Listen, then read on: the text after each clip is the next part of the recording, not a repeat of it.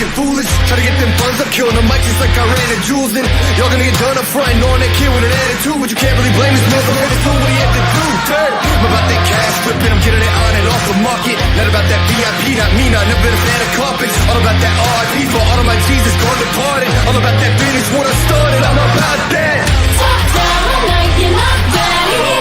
We ride, we ride, we ride, ready. So high, we see the whole city. We own the night. Down all night, you're not ready. We ride, we ride, we ride, ready. So high, we see the whole city. We own the night. Know that I'm about it. Want a man I can bring the drama, but it ain't by chance that I'm fucking rapping. You don't really want a problem. Made a little cash in the back end, but still rapping like homie starving. Yeah, y'all gotta ask who the man is. Hope I'm gonna be like, beg your pardon. I'm about that. Top down all night, you're not ready. We ride, we ride, we ride, ready. So high, we see the whole city. We own the night. Down all night, you're not ready. We ride, we ride, we ride, ready. So high, we see the whole city. We own the night. What is up, everybody? It is the July 14th episode of the YSN Power Hour. DJ Yoakley here, Mike McKenzie, Quinn Pushkar in the studio. There you got the chest of Paul Munson, and you have EB, Eric Bailey, and Richie Giuliano. Guys, what's going on? Before we get started, happy National Mac and Cheese Day. It is the first ever time I've ever heard of this, National Mac and Cheese Day. So before we get started, as we do in sports, we celebrate food. Guys, what's your favorite kind of mac and cheese and why? Mike, we'll start with you. I don't think you should be starting with me. I'm not a huge mac and cheese fan. Get out. actually. You're done. You're out already. All right, see ya. Quinn, we know you're a mac and cheese guy. What kind's the best? All of it. Dynamite drop in once All of again, it. Monty. Appreciate you. Paul, your first time on the digital rundown. It looks like you're frozen. What's your favorite kind of mac and cheese? Favorite kind of mac and cheese is a mac and cheese with like a crusted, baked kind of cheese on top of it, sprinkled with bacon. What was that? Oh, with bacon. Oh, that's a game changer. All right, EB, how about you? I'm gonna keep it simple and go homemade mom's mac and cheese, man. Nothing beats it. Is there a crunchiness to it, or is it just straight mac and cheese, the gooey? It's the gooey, it's the bake. So a ton of cheese, some cheese on top, and keep it simple. RJ, how about you? I'm a big fan of just the stove first mac and cheese that you eat in the microwave. I am a huge, the kind that you go out to, I think it's Golden Corral that always has it. It's got like the Crispies on top, like the breaded crumbles on top, Yes. and then the ooey gooey. I'm all about that. So happy National Mac and Cheese Day to you guys. It's also, just for reference, it's National Nude Day, and it's also National tape measure day. So make sure that you get those tape measures out. Probably not the same time as being nationally nude, because some things might just come up a little bit short. But regardless, it is time to talk a little bit about sports. That's what we do here on the Power Hour. The question of the day is, at what level should sports become competitive? We've had this discussion before, guys. It's out there on social media. We're getting a lot of feedback. Is there anybody that believes that anywhere under the varsity level should be considered all-in competitive at this point? Your thoughts?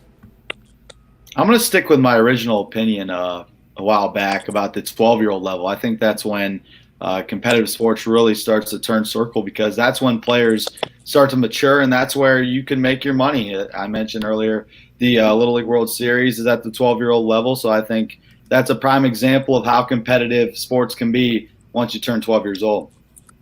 I'm with you. That 12-year-old thing, it seems to kind of be the go-to for everybody. 12-year-olds, I mean, it's Little League. You can go to Williamsport if you're good enough. Do you guys think 12-year-old is too young, too old? Just right? Paul, what do you think? You haven't chimed in on this one yet.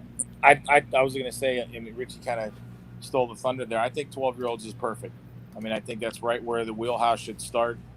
Anything younger than that, I think, is a little too early to invest with the kids being competitive. I mean, keeping stats and trying to keep wins and losses at the younger ages, you can really deter kids from being in the sport because, if they're still learning the game, and coaches tend to, because listen, at that level, it's mom and dads that are out there helping the coach. And sometimes they don't know the game that well. And all they do is sometimes, for the most part, is they keep the kids that are picking it up quicker. Those are the kids that get put into power positions, and the rest of the kids kind of get shuffled off into the field somewhere where they don't think they're going to get the ball. And kids get discouraged with that. I've seen it at those levels. My girls are 10 and 7, and they don't play. The 10-year-old kind of got discouraged because it was like they just put them in certain spots, and you're not getting that development. Where by the time you get to the 12-year-olds, those kids they've learned. They're the better kids that are playing those sports at that time, and it's time to really turn it up a little bit to get them used to, hey, listen, little Johnny, if you stink, you stink, and we're going to lose. But if you're good, we can stick it to teams and show them where the bear goes. But yeah, I think 12 is perfect. Anything other than that should be the developmental part. It should be teach them the game, learn. I mean, you watch these little kids sometimes, they have no clue to throw the ball to second base to get a force out, or they're all just throwing the ball anywhere they possibly can, and kids aren't paying attention. And I think that should be where the instructional should be, anything under 12. So here's another question off of this that I don't think we've ever covered before, but the new dynamic in like the Little League, the amateur, the really low ranks, is to have an A team and a B team. Can you guys get behind having an A team and a B team, or do you think they should be kind of spread out? EB, I know you're in the AAU ranks with Quinn. How do you feel about when you're judging talent at such a young age, to where they don't really know the game enough to love it? They're just kind of dipping their toe in, so to speak. Do you like the having an A team and a B team? The B team probably not going to win many games, but the A team is the best of the best from that particular crop, or do you want to see them kind of intertwined? No, I like having A team and a B team simply because if you have a B team, then it really allows you to focus on the things that you need to focus on. And a lot of times that's the fundamentals. An A team, you could have 5, 6, 7 girls, boys in basketball per se that are just better. And it's not fair to them that they're just naturally better a lot of times. So you're going to be working on more advanced stuff. And it's I'm not against the B team because a lot of times, if you're working on those quote unquote B players, they can turn into late bloomers and end up being a great player later on in life. They just don't develop as quick. So on an AAU side, definitely need an A and B team sometimes if you're one of the programs that can do it, just because when you're in club sport, it is a dog eat dog. It is super competitive. Now, if you're on the school side, then I guess you probably dance along more of a thin line because you don't have the numbers, and a lot of times it should be more introductory until you get into the older ages. Love it. Mike, what do you think about, first off, having these, competitive, where do things start, and then what do you feel about the A teams and the B teams? On the competitive side of things, I think 12 years old, that's the consensus. I'm going to agree with that. And probably more around 7th grade, if you want to talk about grade levels, because that's when you're kind of officially starting to represent the school you go to. Like you're going into East Palestine, you're going into junior high, 7th grade. You're now playing what you can call middle school basketball. You're finally starting to represent your school more than playing in a 5th grade youth league for East Palestine. I think that 12 years old is when you start to really represent your team or your school a little more than in the younger ages when you're 10 years old and in 5th grade. Now, A and B team, I think I'm for that because from a B team standpoint, it lets those players know that they have a lot more to develop on. It can allow their game to get a lot better, knowing that there's players above them that they can try to chase.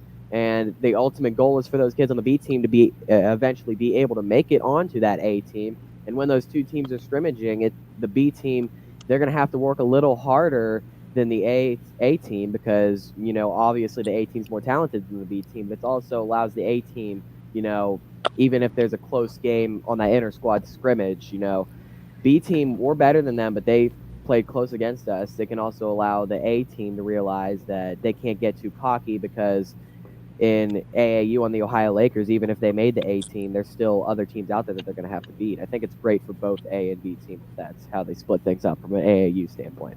Quinn, what do you think about an A team and a B team? You like it? You hate it?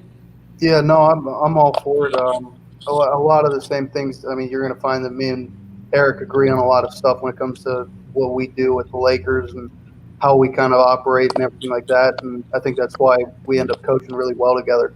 All right, you can hold hands later. Yeah, well, the A team, B team thing. Yeah, I mean, I'm all for it.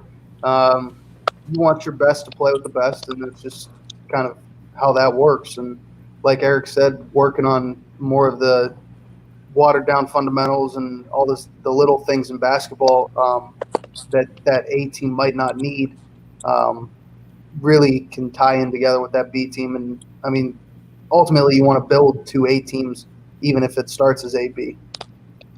Love it. I'm getting a lot of feedback. We are getting a lot of feedback on social media about people saying the day one, the first day since birth, when they get into sports, it should be competitive because it teaches life lessons. I'm kind of that mentality. And the thing is I'm not asking, boy or girl doesn't matter. I'm not asking them for blood, but there is a lot of things that they can utilize and use in sports that they can learn earlier in life than normally. So I'm of the competitive balance that if they're going to jump in now and learn that you're not always going to win. And I actually preach, I'd love to see my kids learn how to lose so they know how to win. They know how to handle themselves when they win.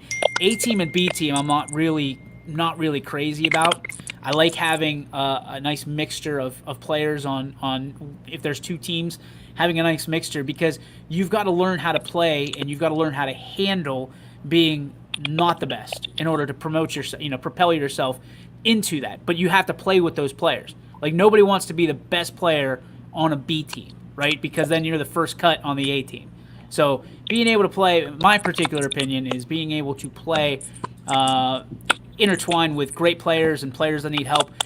I think that the high tide always raises boats. So that's kind of my take. I'm taking the opposite side from you guys. I believe there's a time and a place for a varsity and a JV, but I don't think that's until high school, and then you can move up the ranks in college and that nature. So that's kind of where I'm at. Going from the B team to the B League, a lot of action last night in the Class B League. Richie, you were there. We'll go over the scores real quick, and you can have the floor for a couple of the best games we had in Struthers last night. Last night, the scoreboard looks like this, brought to you by Joe Dickey Electric. The Prospects falling 6-3 to Dura Edge. It was Nightline 6-2 over Creekside.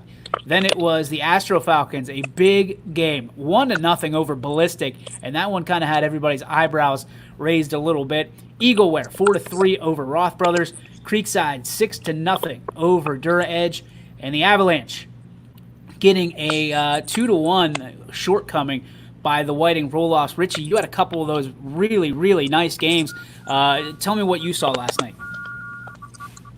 Yeah, Astro Falcons against Ballistic was our first game on the network, and then we had Whiting against Avalanche, which, like you just mentioned, two great games. Astro Falcons, their pitching was absolutely phenomenal. Shut out Ballistic. Nick Constantino, who just decommitted from Penn State. He recommitted to a JUCO school down in Florida. I believe it's the State College of Florida. He threw 3 innings on a pitch count. He immediately left after he ended up coming out. So he had somewhere to be, threw under 40 pitches, I believe, 3 innings scoreless. And then Cal Bickerstaff out of the pen was phenomenal. Kent State commit, throwing in the low 90s, just blew his fastball by everybody. 8 strikeouts for him through 4 innings, and Ballistic couldn't get anything going offensively. But then Whiting and then Avalanche was a great game at the 8:30 start. Both teams battling back and forth. Avalanche, they're in last. They're mathematically eliminated, but they tried to spoil Whiting's trying to spoil Whiting's 2 spot or 3 spot, which they earned last night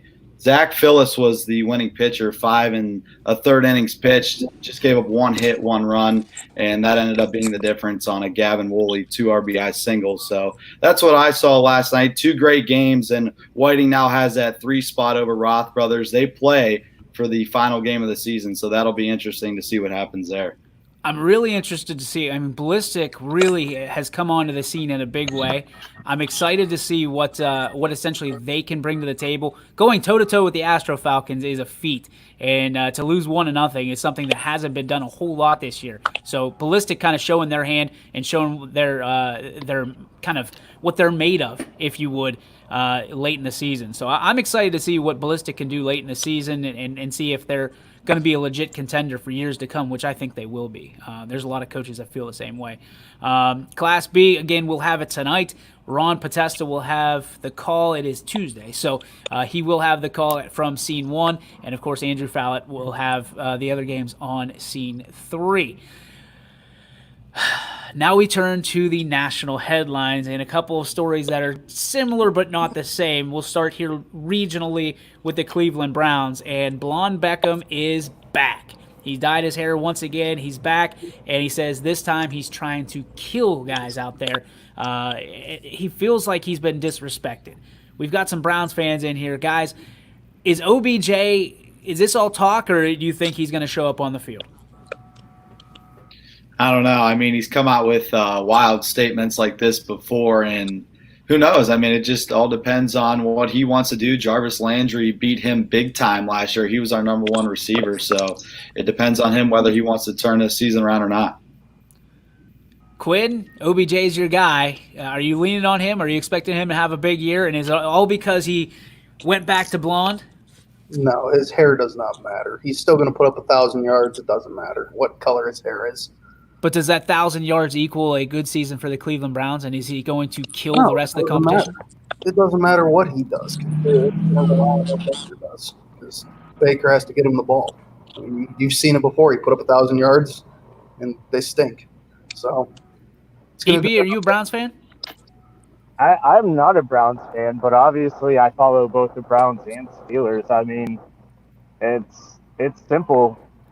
I don't care what color your hair is. You got to perform on the field first of all, and some of it comes down to, what's Stefanski gonna do to get the ball in his hands? You have what, arguably one of the top 5-10 offenses in the league. So you had that last year, and you kind of, quote unquote, shit the bed. So now you got to put up or shut up, or else I think this team pretty much gets blown up, and you're back to the building blocks again.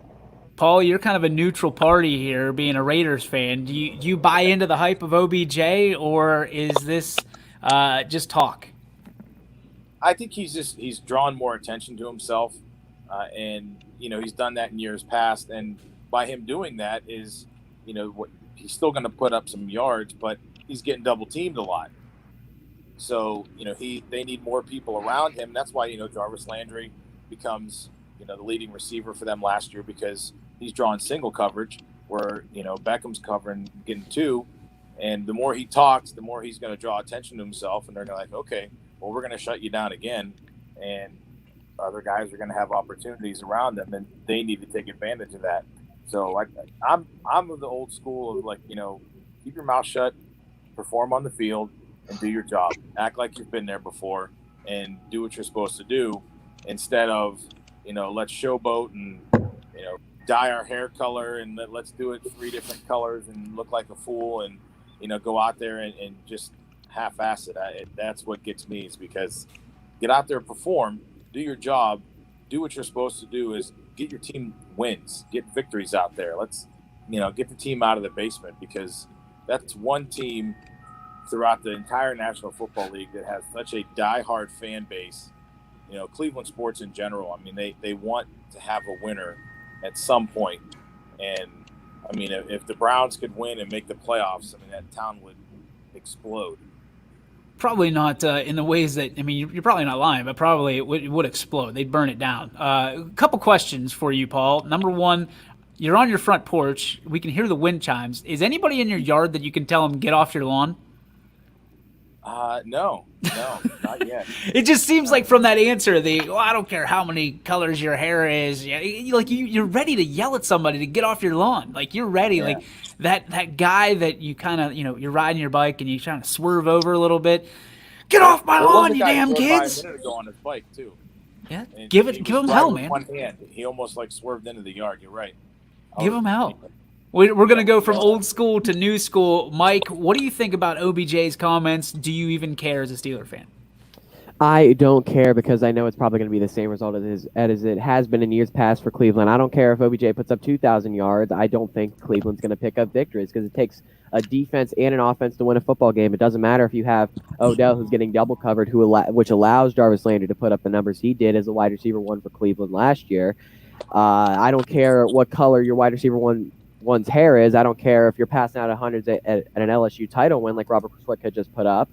I don't care if you are wearing the same pregame cleats you wore for the game where you made the infamous catch that makes OBJ elite against the New York Giants at MetLife Stadium. I mean, and against the Dallas Cowboys at MetLife Stadium in a New York Giants jersey. You need to put up the numbers and you need to be the reason your team wins. And OBJ being a locker room cancer per se last year, him and Baker Mayfield getting into a little drama, have a little tension between them last season in the locker room. That is the reason Cleveland wasn't able to pick up more than 6 wins.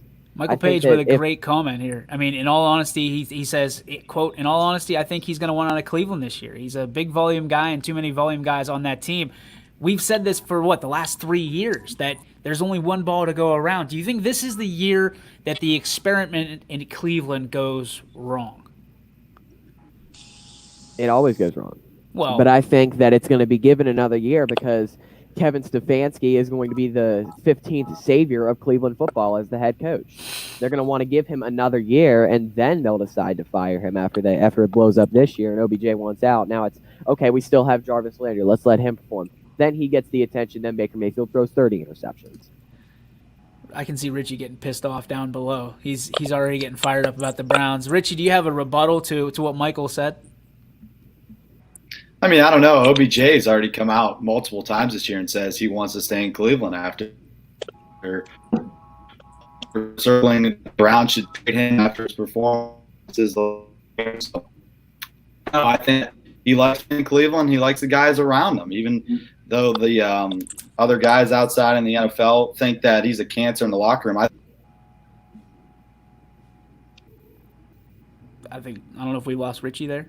I don't know if you heard all that. You were cut in. Yeah, you were cut in and out. That's okay. We got the general consensus of it. So, I mean, is the verdict still out on OBJ, or is this like the last chance? I guess that's the biggest question of all this. Is OBJ saying this just to stay relevant? Yes or no, guys? I don't know. He's always saying stupid stuff. I got a bunch of no's. I don't know if he's saying it to stay relevant or just to get the attention of the media because it knows it's starting to fly away from him after only barely passing 1,000 yards as a quote unquote elite receiver in the NFL. Well, it's going to be interesting. Say yes. You're saying he says yes to stay relevant? I'm gonna go yes because OBJ is a prima donna and he doesn't know he's a prima donna. I don't know how he doesn't know that. Like you've got to own that kind of, right? I think he knows he's a prima donna. I mean, it's something every month, or I guess once football starts, it will be every couple weeks. Yeah. Just because he likes to hear himself talk. So let him go. I mean, he works hard. He's a great talent. He does put up great numbers throughout the year, but if you don't win, it really doesn't matter. Yeah, Michael Page saying, look at Diggs and Thielen last year. They were upset at Stefanski because they weren't getting the looks. I mean, there's a lot of legit stuff to this. I mean, it is absolutely Switka's a big fan of Mike McKenzie, as everybody is. But that leads us to our next topic here, which is kind of the same thing, just a different player. Cam Newton now embracing the underdog role, guys. How can you be a former NFL MVP in the last 10 years and be an underdog? Well, that's the question, because now he's saying that every team he plays, he's going to, put that chip on his shoulder, and you passed on me, and you passed on me. First off, you play for the Patriots now. Secondly, to play with a chip on your shoulder is fine, but to embrace an underdog role when you are a former MVP and have correct me if I'm wrong, he played in a Super Bowl, did he not? Or Mhm. okay, so how is he an underdog just because nobody wanted him because he's dinged up? And now he's referring to himself as Cam, kind of like The Rock did in the third person. So it's all a little wild, and we all know Cam Newton's a little bit backwards sometimes. Do you buy into this Cam Newton could be the next big thing? Paul, we'll start with you. No, I don't think so because he had his chance, when he had his breakout years down there in Carolina, and he was, the next generation quarterback, and then he just couldn't stay healthy, and guys passed on him, and the Patriots took a flyer and said, "Sure, let's go." To play the underdog role again, like I said, you're on a team that is probably one of the best franchises in NFL history.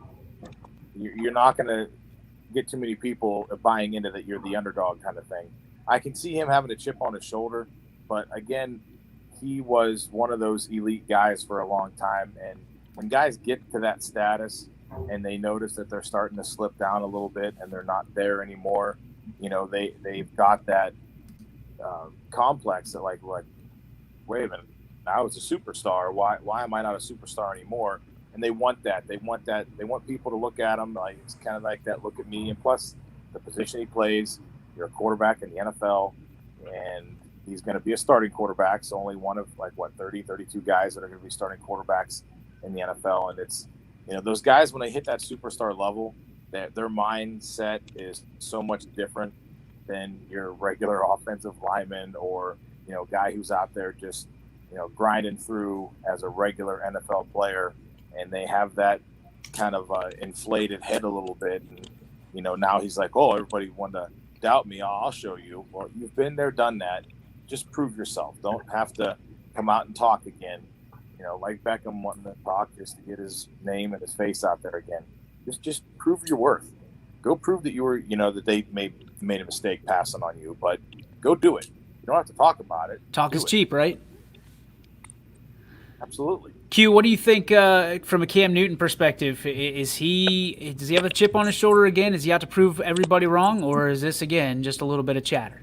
I mean, what does he have to prove? Honestly, I mean, he's getting paid a ton of money to. He's play not though. He's not getting paid a whole lot of money right now. He's not right now. His incentive deal is what, like $7 million or something like that. I mean, I think he's getting paid more from the yogurt company right now than he is. But I mean, like Paul said, he's a part of arguably the best team in the NFL franchise-wise. He really doesn't have anything to prove at this point. And do what he has to do. Do your job, and you'll succeed. So is he psyching himself up? Is this for him or is this for us? That's the better question. Would you want to see your quarterback, if you're a GM or if you're Bill Belichick, do you want to see your quarterback pumping himself up and putting a target on his chest and his back this close to the beginning of the season? I mean, I would take him as an underdog. Just looking from the Panthers when they put out their 4 best faces of the franchise, they didn't even put him into consideration. Wow. You're coming in, you're following up Tom Brady, who is arguably one of the greatest of all time, if not the greatest of all time. So how is it not an underdog situation? Yeah, he's coming into a great program, but until he does something on the team, if it was me, I would consider myself an underdog too, because he has everything to lose. Mike, what about you? I think that Cam Newton is doing this just for him. He's trying to do this to hype himself up, but him embracing an underdog role, I think that's a little bit of a stretch from a fan perspective, because everybody sees that he's been working out. He's been, chomping at the bit to get this chance to get signed by an NFL team to be able to go out and be a starting quarterback. And the Patriots gave him that chance, even if it is on an under $1 million contract, $7.5 million with incentives, which I don't think he'll come close to. I think that the New England Patriots signed him, don't quote me on this, to possibly be the bridge quarterback between Tom Brady and Jarrett Stidham. I think that Stidham will be the quarterback that New England goes with once Cam Newton leaves after this 1-year deal, maybe signs another one after this. But I don't think Cam Newton plays at this comeback player of the year level that he's hyping up himself up to be. The Patriots fans are hyping him up to be. I've seen a lot of people on Instagram and on TikTok saying that, this dude is going to be one of the best quarterbacks in the NFL next year. I don't think that that's going to happen. He might have a better O-line and arguably better weapons, even though Edelman is aging, and I don't see the hype around N'Keal Harry, who's going to be the wide receiver too in New England. Yes, he's got the best defense he's ever had in the NFL, but he is aging. He won an MVP in 2015. I think that he should embrace a different role than underdog, maybe the role of a comeback player, maybe the role of stepping up from what he did in 2018 and 19 after he got killed in Pittsburgh on that fateful Thursday night in week, I believe, 8 of 2018 season when he got beat 52-21 by my Pittsburgh Steelers. But I think that he's just trying to get himself hyped up to win comeback player of the year, which I don't think is going to happen. I like everything about that take except for that last sentence. Richie, what are your thoughts? Yeah, I think it's wrong for him to embrace the underdog rule. Like Robert Swipka just commented, he has better weapons. It's not just about him at this point. He has a great coaching staff around him. He has a better offensive line than he did in Carolina. Better weapons at the wide receiver end as well. So I think he's embracing the wrong role of an underdog, as you would say. I'm with you. I think that he's got a lot to prove given his certain current situation, but the question is, I guess for me, there's no better place to do it than out in New England, because there's not a whole lot for them to lose, and he can make a big name for himself. And from my personal standpoint, if he listens to the people around him, he's got the best coaching staff he's ever had, and that could make him very dangerous. The question is he going to be the Cam Newton we just saw this morning, where he comes out and he's an underdog and he wants to do everything by himself and lift heavy, or is he going to be the guy that is a absolute team player and it could win New England their 7th Super Bowl here this year if all things considered. We're going to take a quick break, pay some bills. We also want to thank our sponsors at the bottom of your screen. They just changed out. Our partner WFMJ and WFMJ Sports Channel 21 for all their partnership. And we've got some new partnerships we're going to announce right after the break. But before we go to break, I want to bring up a little something that our old Quinn Pushkar did prior to the show today. Now, every week Quinn's supposed to do a blog, and he was obviously in Indianapolis last week. He was supposed to put these pieces together with EB. Yesterday was the deadline for the blog. Blog didn't show up, so today he comes in, and I asked him, where's the blog? He said, oh, I'm working on it. I'm not a magician, or whatever the words were he used on video. So Quinn had a little punishment, and here it is.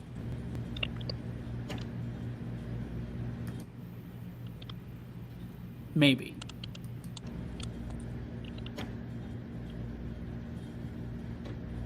This is not going to go the way he thinks it's going to go. Trying to rig up some device. He's got our Swiffer and a paper towel that he's wiping the windows with.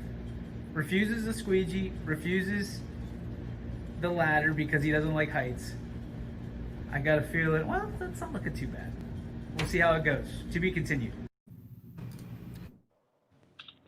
Hello, I'm Greg Burbick with G. Burbick Farms. For the last 100 years, my family has farmed in the Columbiana and Mahoning counties. I began raising cattle in 1996 with the goal of providing a better product for you and your family on the dinner table. Our grass-fed and grain-supplemented Black Angus beef are raised with no hormones, steroids, or antibiotics. We're known for our hometown-friendly service and incredible tasting products. We're locally owned and have customers across the tri-state area. Our products go from our farm to your family. Stop by our farm on New Buffalo Road or visit us on the web at gburbickfarms.com. Don't forget to like us on Facebook. G. Burbick Farms, it just tastes better.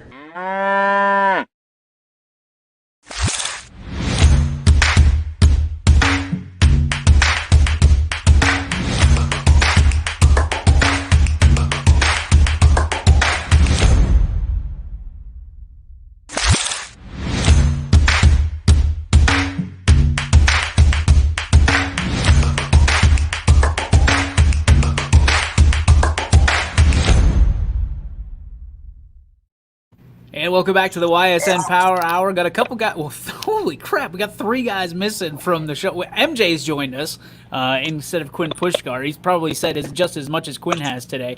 But you saw Quinn taking care of the windows before the break. That was his punishment. He looked at me and said, I've never washed windows before, and I was flabbergasted. I mean, I feel like I'm sheltered a little bit, but I've washed windows, and Quinn washed windows for the first time here at headquarters. We had to go over and get the squeegee because, believe it or not, the dry Swiffer and just wetting it down with a paper towel didn't work. After I told him it wouldn't work. Quinn, how did things go for you out there washing those windows? Great. Windows are clean. That's all that They are matters. clean now. They're Done. relatively clean. I'll give him a passing grade, so he gets a C plus for the windows. But degree. C's get degrees. That's great advice for youngsters out there watching us right now. Let's go to our next topic, which is going to be interesting, guys. Shoe shine box? What? What he say? What are you saying? Are you yelling at people? Shoe shine box? No, he doesn't. No, he doesn't. The constant turning is turf or grass, guys. So turf or grass. If you were to play a sport, are there different sports that you feel better about turf or grass than the others? I say that right now because when you look at YSU, and this picture is courtesy of Jamie Hall. The turf looks great at YSU. If you look at it, there's like a black outline to it to where the white pops right off it. They can list their national championships on it. They can do a lot of things with it. But the turf at YSU is really starting to stand out. But that leads me to my question, and it sounds goofy, but do you prefer turf or grass at this point? Paul, we'll start with you since you're a baseball coach.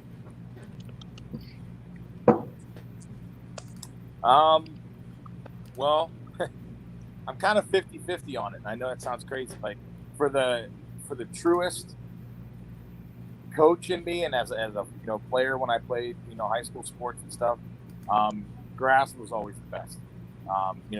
Grass football fields were just unmistakable. I mean, have the grass stains on you and the dirt and everything, and in baseball especially. As a coach now, turf is better because you don't have to worry about weather. You can play. You playing on a turf field. You're playing every day. It doesn't matter. There's hardly anything that's going to stop you from doing that. But it's one of those things. Like for football, I see it now. The turf is where it's at. For baseball, I still like grass for baseball, even though, like I said, you see the points. We go to Myrtle Beach, like down there, all those baseball fields at Ripken are all turf. But the bad thing is when you start looking at that, it's not you don't get the hops. You get true hops every single time. And there are some teams, and we talk about it at South Range about it'd be nice to have a turf infield, grass outfield. But then you look at when you get into the tournament, you're not playing on turf field, you're playing on dirt. And a great example of that is Fitch. Fitch has an all-turf baseball field, and come tournament time, they struggle a little bit with errors because balls are taking hops that they're not used to. They're used to just a true hop off that turf. There's no bouncing off a rock or hitting at a chunk of dirt or something like that. So for baseball, I think it's grass. I think you got to stay with grass with that. And for football, I like the turf. I'd like to see grass, but I understand the maintenance aspect of it too. That hey, you're not having to cut grass and reseed it and fertilize it and do all that stuff. Put a turf field down, you don't worry about it. Richie, what about you? You're a baseball guy at heart. What are your feelings on turf versus grass? There's definitely a lot of pros that come with turf, like Paul just mentioned. You play every day. It doesn't matter about the weather. You get true hops if you're an infielder. But I do like playing on grass better because, you get the dirt infield. I mean, there's nothing better than playing baseball on a dirt infield instead of all turf. I know Masson Jackson has their turf infield and then grass outfield, which Paul just mentioned that he would like to play on, which is nice. But at the same time, you have to maintain the outfield grass. And, sometimes like it is right now, it gets real dry and then it gets real hard. So it's tough. I think there's pros and cons to both, but I'm a grass guy over turf. Michael, you're living it right now as Beaver Local is changing from an all-grass field. Derek Wolf contributing outside partners as well. Jamin Pastor. You look at it now. You're going to have in a couple weeks, if not already, a turf field right outside your window there at Beaver Local. What are your thoughts on it? I know your dad's ecstatic about it.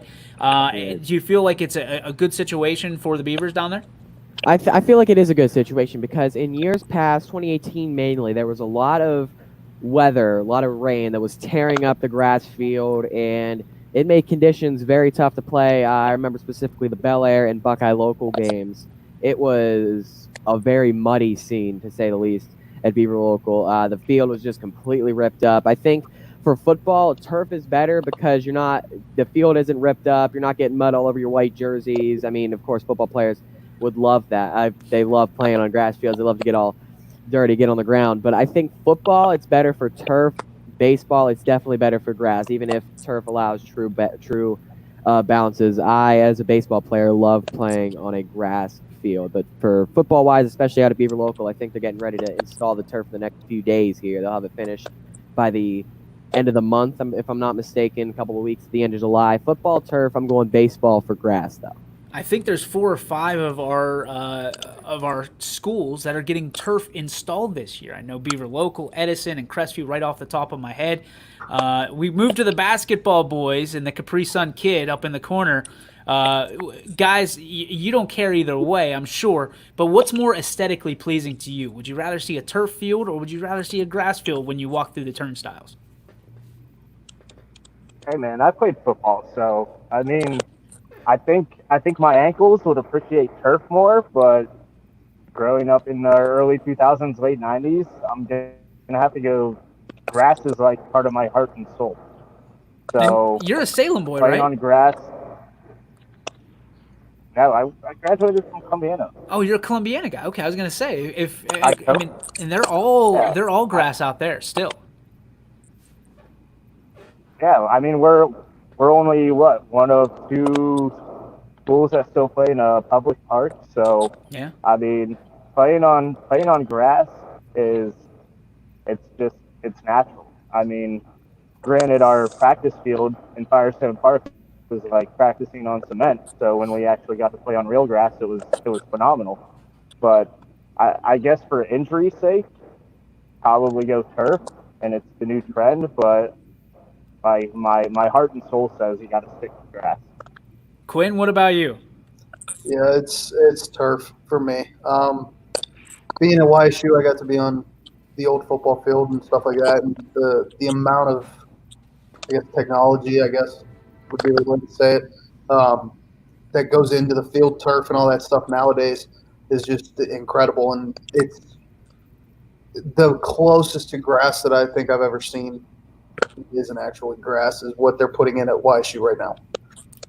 I have turf in my basement because I made a kind of a monument to PNC Park. So my entire basement looks like PNC Park. So I'm a big turf believer. It's got everything down to like the dead pieces of grass in it. So I think if there's any way to have a maintenance-free product, turf is the way.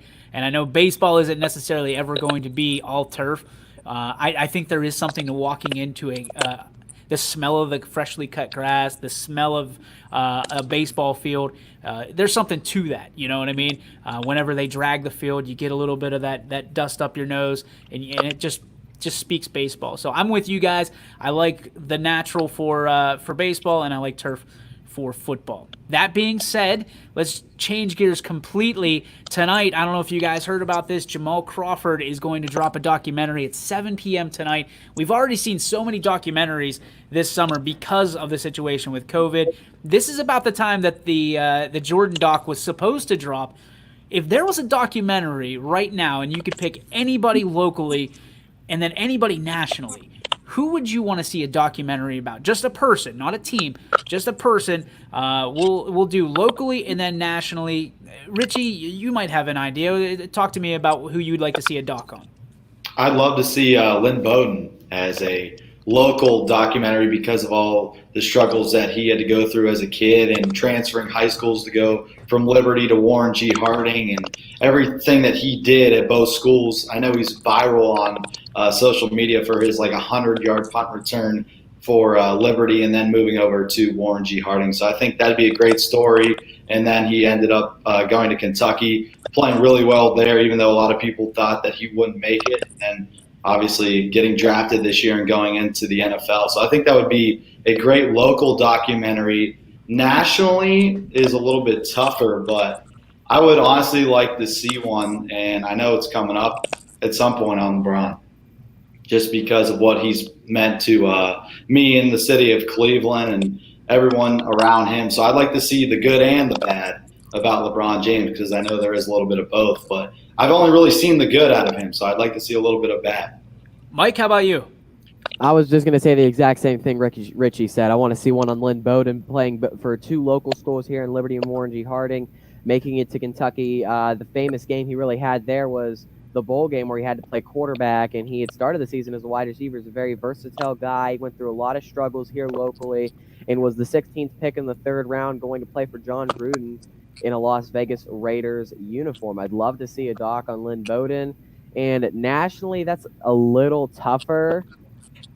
I don't know why, but I kind of want to see one on either JT Barrett or Braxton Miller, because they're both Ohio State guys. And I've actually gotten the pleasure of meeting them both personally. JT Barrett, an autograph signing. Actually, Braxton Miller, this is a pretty decent story. So my dad has a friend who lived in Columbus in an apartment complex, and he was actually lived 3 doors down from Braxton Miller. So I actually got to meet him personally. So I'd love to see one on Miller, even though he really hasn't been able to make it too much in the NFL. EB. I think locally, I would love to see it. It wouldn't just be one person, but it'd be just a tradition of all the coaching that comes from the Youngstown area. Just because you can throw in, Fellini's, Kressel, just you have a rich coaching tradition from this area, and I believe you guys even mentioned that before. You could branch that off so many different ways as far as where they ended up, where they started at. I mean, even if you get into Columbia County, you can break it down to Lou Holtz and where he's at. So if you just did any coach, or even if you stuck to football around here, I'd love to see something like that, to where you followed around a lot of these coaches. Nationally, I'm sure it's in the works and it's coming out soon. I definitely would say Kobe Bryant. Just with everything that transpired this year, I think that one's going to be pretty awesome. Quinn, how about you?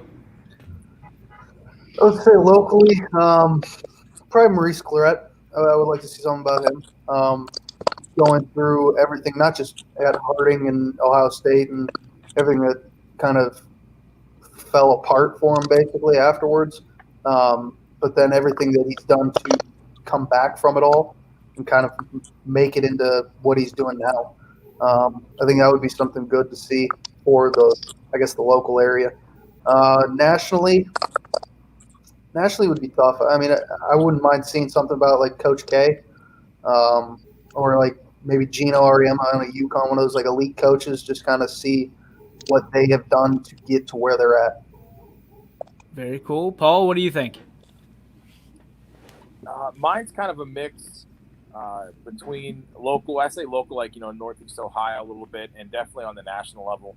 But just, selfishly, because of the self-interest of Thurman Munson, I'd like to see something on him, because he's kind of gotten forgot about as, one of the great Yankees of all time. And, he went to Kent State. He's got the stadium up in Canton named after him. That's where his family was from. That's where he was from.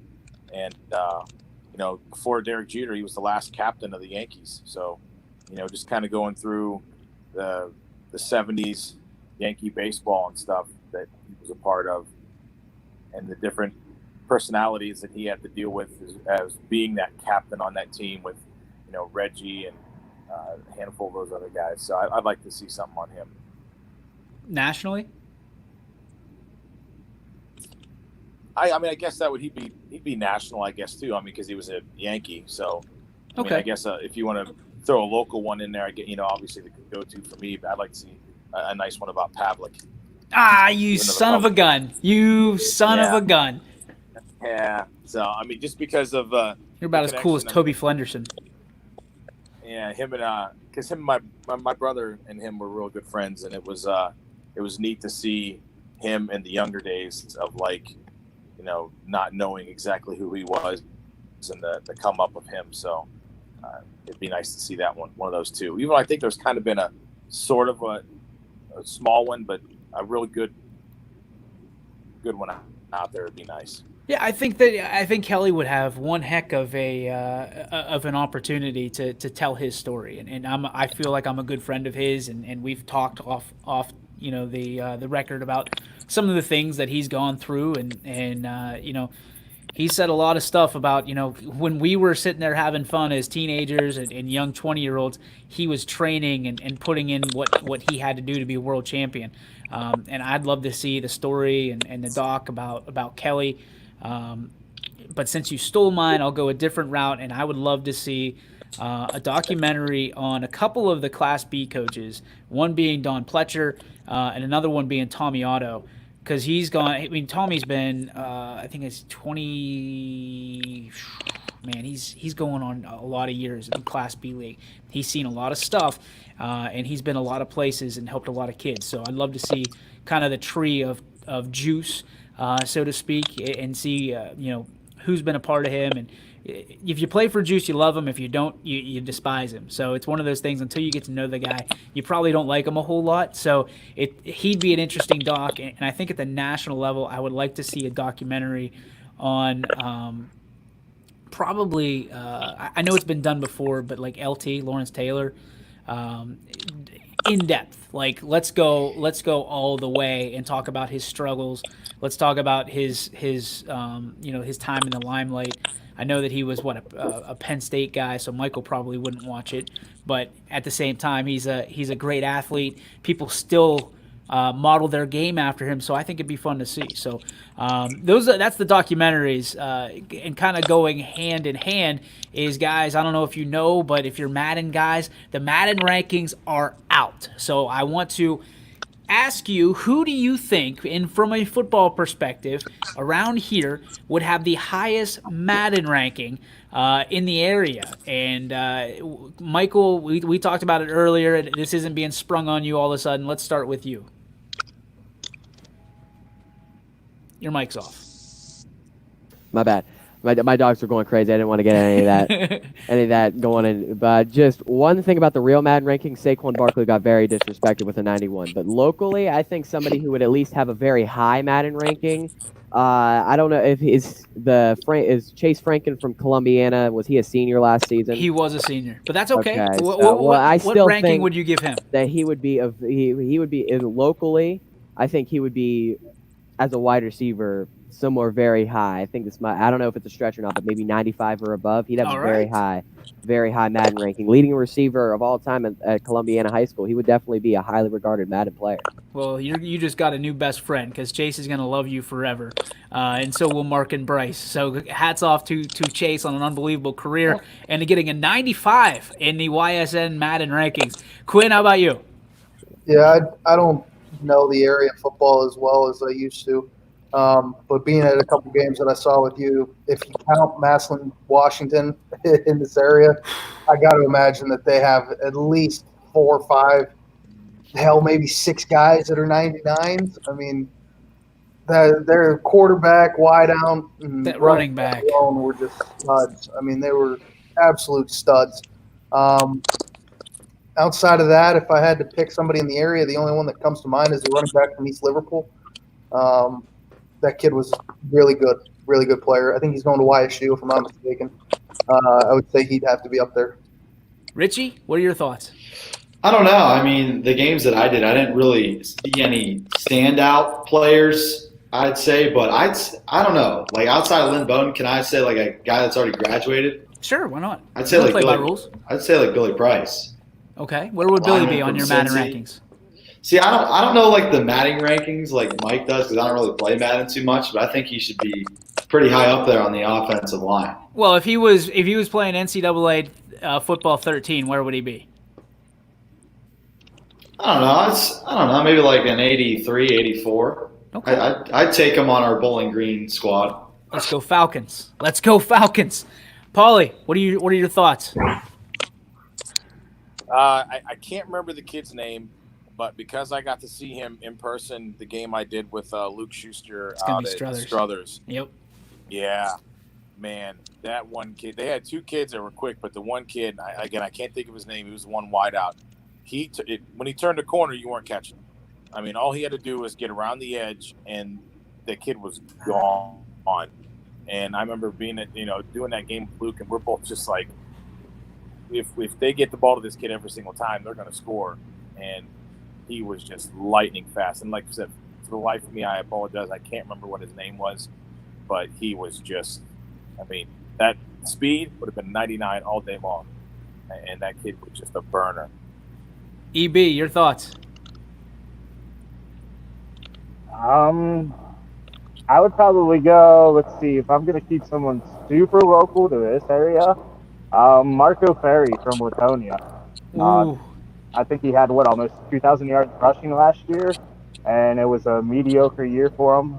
Granted, I think Paul Julia does a great job there, and he's a longtime family friend.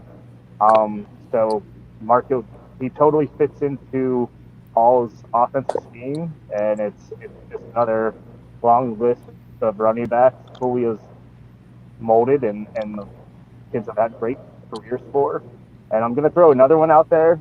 I think he's more of a defensive player, but from Warren JFK, Cam Hollowbaugh. The kid's just an all-around athlete in everything that he does. So I think Marco would be in your mid to high 90s, and Cam would just be overall athlete in your mid to high 90s as well. I'll tell you what, guys. I got three of them. I couldn't decide of the three of them who we should highlight, so I said, what the hell? Why don't we just do all three? Jesse Likens at Warren JFK, just committed to the Air Force. His speed would be 99. His overall would be off the charts as well, but his speed alone would be 99.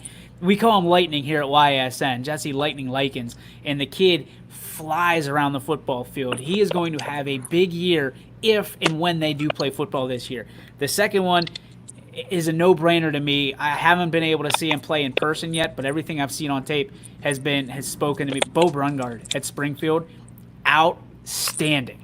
A stud. He's only a junior. He's going to do all kinds of big things this year. I'm looking forward to seeing him. I think his overall rating would be somewhere in the mid-90s if we were doing Madden. And he, again, just a junior, so he's got another year to kind of top out at a 99. And then thirdly, one of my favorite players to watch is from South Range. Surprise, surprise, Dylan Dominguez, who I think is one of the best running backs in the entire area. It's in his genes. He's absolutely committed to his craft. The kid, anytime he touches the ball, is electric, and he's doing it out of the backfield.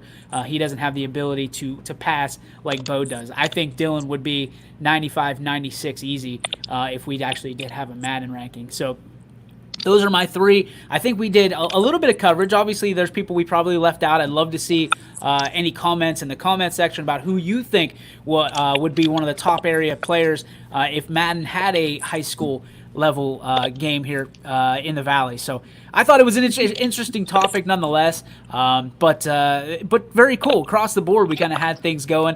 A lot of schools represented that we obviously have a chance to see. We got to get that name of that kid, Paulie, because that's going to drive me nuts. He was a dynamite and dynamic player. Let's go to our final official topic, and then we have one congratulatory and welcome aboard. But it is time for the G. Burbick Farms. What's your beef? Was that a good one? Was that a good move this time? That's pretty good. All right, cool. So I'm getting better. Paulie, we'll start with you. What's your beef right now? Brought to you by G. Burbick Farms. Yeah, I wanted to go first because I got to get ready. We got a game, so I got to get ready to go to the game. So my G. Burbick Farms, what's my beef is, and I know it's probably been talked about here lately, and it's obviously national news, but the whole PC thing right now with changing names of teams just really bothers me. I mean, teams are caving to pressure to change their name. I mean, the whole thing with the Redskins, that they're not going to be the Redskins anymore, and the Indians possibly talking about changing their name. And, being an Atlanta Braves fan, they've said absolutely they will not change their name, but they're thinking about eliminating the tomahawk chop. And it's like, come on. I mean, it's just kind of getting out of hand that they're just caving to people because of the pressure, and it really bothers me because it's like there's traditions to these names and to the teams, and it's not bothering anybody. They're paying tribute. That's my thing. They're paying tribute. Yeah, I mean they've they've talked. Yeah, there we go. They've talked in the past. I mean, I talk about this because I did a thesis on this in college my senior year about these names and stuff with all the different schools, and they've talked to these Native American tribes, and they don't care. It doesn't bother them, and if it does bother them, they've expressed their issues with it. And schools like Florida State, again, me being a Florida State fan, they set up scholarships for players.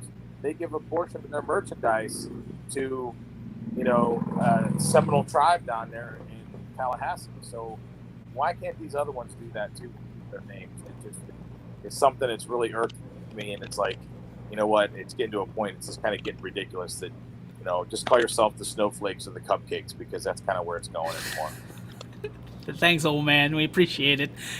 Enjoy your game. Have fun. We wish you well. Richie, let's move on to you. What's your beef? Brought to you by G. Burbick Farms. I think my beef would have to be that Quinn doesn't know how to wash a window. I mean, he sits out there on his nice chair and watches me scrub down the windows every month while, he drinks his Mountain Dew and chills on his nice chair out in the cul-de-sac. Well, I think we're seeing a turning of the corner with Quinn, because he's given up Mountain Dew. He started to wash windows here. His dad has a mad emoji at the top of our screen, so we're going to have to figure out what that's all about, make sure we didn't step on his toes. I think he's just mad that maybe he washed windows here and not at home. So, probably. Quinn, you might not have a new gig at home. So thanks, Richie, for that. Quinn, what's your beef? You might have 3 of them. Terrible neighbors. That's what my beef is. I live in a cul-de-sac, and I'm surrounded by terrible neighbors, apparently. Throwing me under the bus like that. Is that your real beef? For now. All right, EB, you're up. So my beef is going to throw Quinn even further under the bus. I actually did a blog, sent it to Quinn yesterday, which he said he was going to use, and he still couldn't get it done. It's a video process. Mic drop, that's all I'm saying. It's a video process. So EB did your job for you, essentially, and you EB still did not couldn't. do my job. We tag teamed a blog. That's what we're doing. We'll have a chat after this. I'm gonna call BS because I did a 3-page blog. Now, granted, it was basically on my team, and he goes, "Oh, I'm just gonna change some things around to make it look like, it's coming from me as well." And he still couldn't get it in. So I think window washing, you might as well have this dude go pick up stones out in the parking lot too. I need to redo the whole parking lot at that point. Mike, what's your beef? All right, I got a couple beefs today. First is that Saquon only got a 91 overall in Madden, and 2 is the fact that I don't think I've had a game that has had less than a 4-run difference by the final score, and Richie got 2 one-run games last night. Listen, Richie has been Richie Rain Delay for the last 2 seasons. He gets a pass on this. I'm sorry. Thank you. All right. My beef, I guess you kind of stole my beef, guys, because having Quinn on and just do the blog. It's not that hard. Like, you live the blog. Like, you guys had an experience. And now that I know that EB helped you out, dude, come on. Let's just get it done.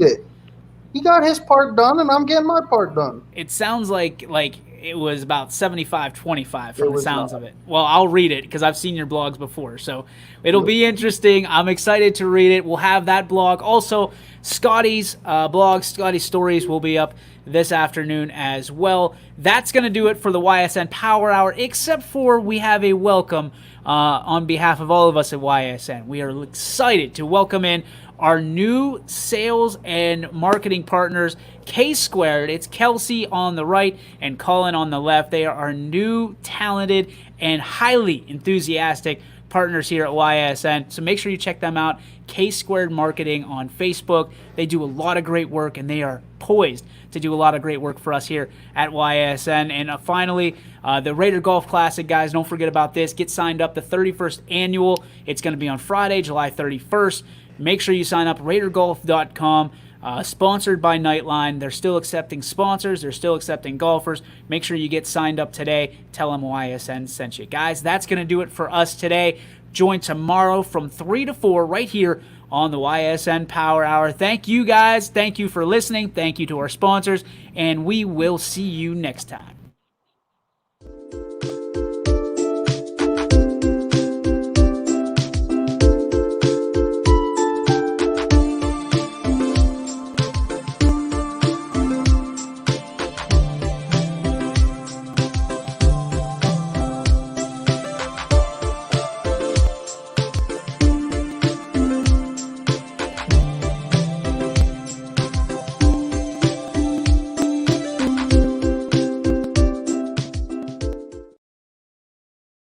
Storm season. I think we're under the gun for some heavy storms over the next couple of hours. And Storm Tracker 21 is ready. This is probably the one we're keeping a closer eye on. On air.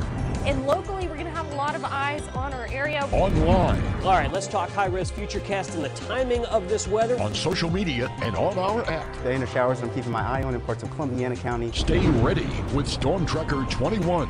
The severe weather threat now through around sunset this evening.